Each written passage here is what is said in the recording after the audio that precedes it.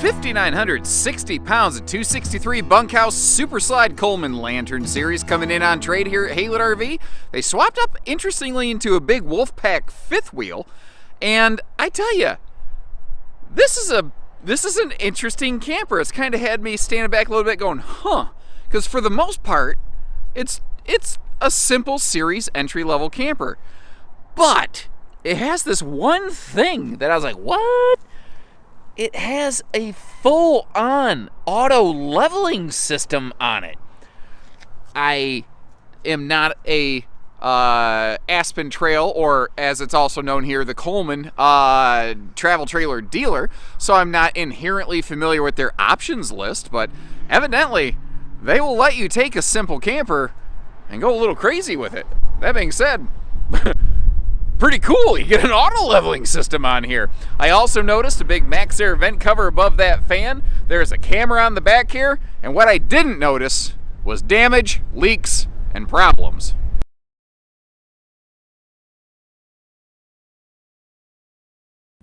And I like the feel of things kind of in this level. It still feels like a camper, not a glamper. It's the Super Slide that we're looking at, though. On a rainy day, it does give you that nice extra space. If everyone's got to be piled into this thing, you don't quite get so stir crazy and get that crazy cabin fever. Ceiling's a little bit taller in here. A lot of manufacturers have adopted that. The Jayco J-Flight became, and was, it still is actually, the #1 most popular trailer of its kind in the world. And one of their things was that they were always a little bit taller, 6'9" taller than everybody else. And you're watching more and more manufacturers jump on that. And that's not a knock against them. I like it. I'm a tall guy. Now, I'm seeing all kinds of little things that the previous owner did here, things that are easy to miss. Like there's full windows in the entry doors, and they installed the shades there. Got a nice TV mount here if you feel like slapping a TV into it. Now, I record these video segments out of actual chronological order from what you watch them, basically. And what you're going to find out is that this owner applied an auto leveling system to this RV, which you can actually control right from there, which means if you want to, you can actually download the One Control app on your phone and remotely control the auto leveling on this. That was an aftermarket upgrade they applied.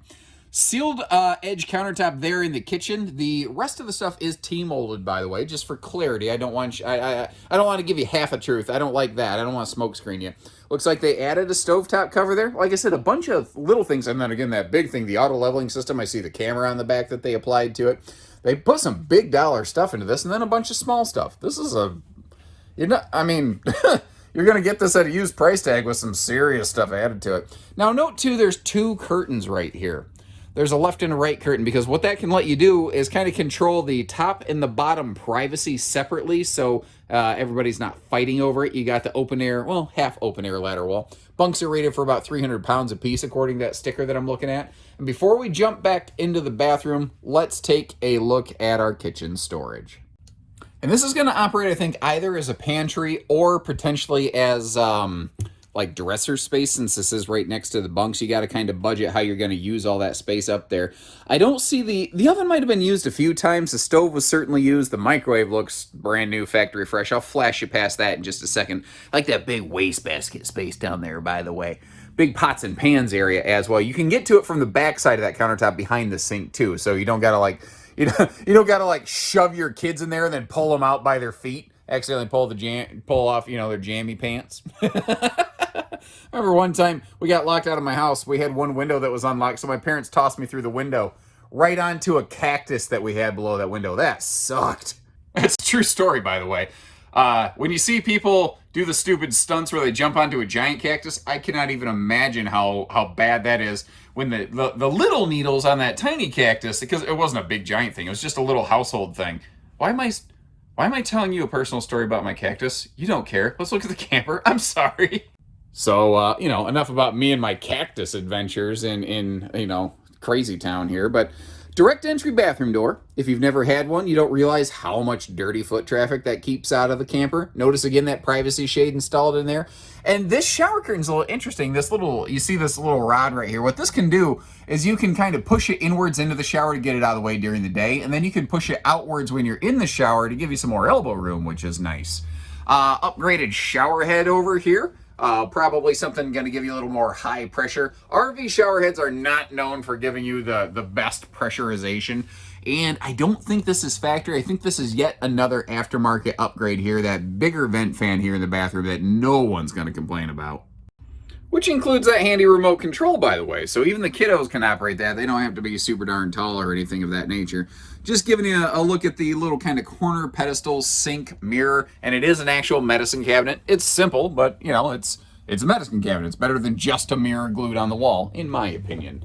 Now, naturally, the sofa and the dinette can fold down into some additional sleeping spaces. We've got curtains for the bedroom privacy. It's curtains, see? That's so stupid. I'm sorry. That stereo to the right of the auto leveling in command system, by the way, or LCI 1 control, pardon me, slightly different thing, that is Bluetooth and DVD, mind you. Now, that stereo head unit, now that I think about it, it actually is HD capable. There is an open HD port on the back of that. I see where this being a simpler series trailer just has common RCA yellow, white, red cables there. You could, if you pull the face of that out, run an HD cable up through that if you're so inclined. So if you do want to upgrade to like a smart TV, you could do something like that. Looks like she's ready for a TV here in the bedroom on this wall. That is weird to me. Why didn't they just install it on the back of that? Doesn't matter. Doesn't matter. Can't change it. I guess I just have questions about stuff like that every now and then. I like the side stands, though. Household outlets on both sides. USBs over here, but drawers on both sides. And a more entry-level trailer typically does not have something like that. Now, that is a Camp Queen, by the way. 60 by 74 inches. So kind of keep that in mind. Compare that against your height. And I just want to make you aware of something like this. Previous owner actually did take my advice. I didn't look at this previously. They did install a TV in here. You see those two little screw mounts, so they must have agreed with me. Anyway, you're looking at this, you're going, what the what? Is there a propane line in here? No, there's not.